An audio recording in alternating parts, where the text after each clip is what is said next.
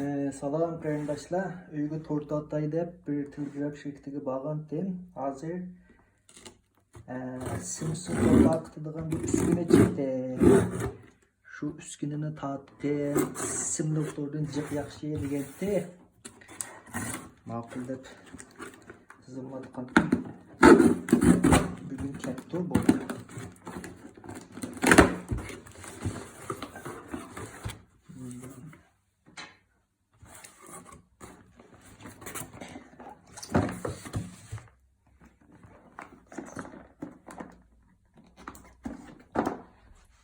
Allah, şu neyse.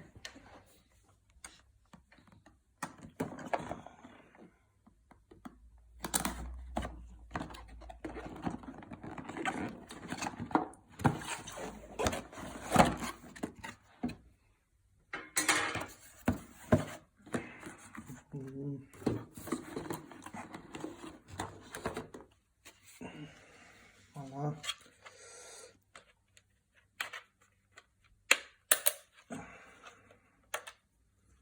Sim kartını mı yek saldık emiz?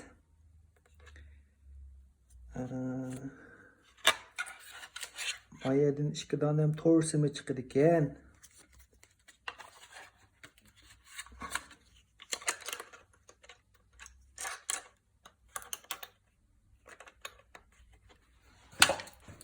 Başka ne var?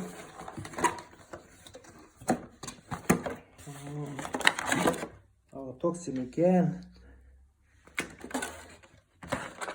Bir tanem internetten kablosunu baken. Hoş, bunu tok çetip bakaylı.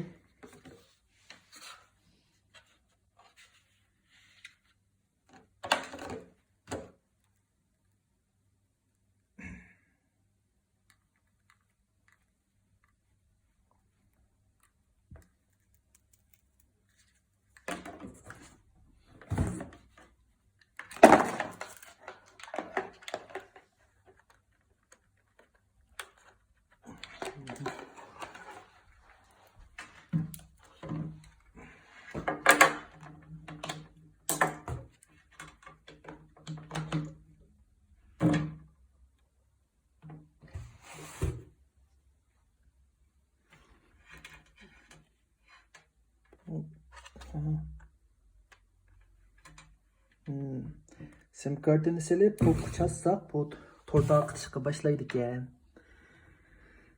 Sizlarga foydasi tegishini umid qilaman. Xo'sh.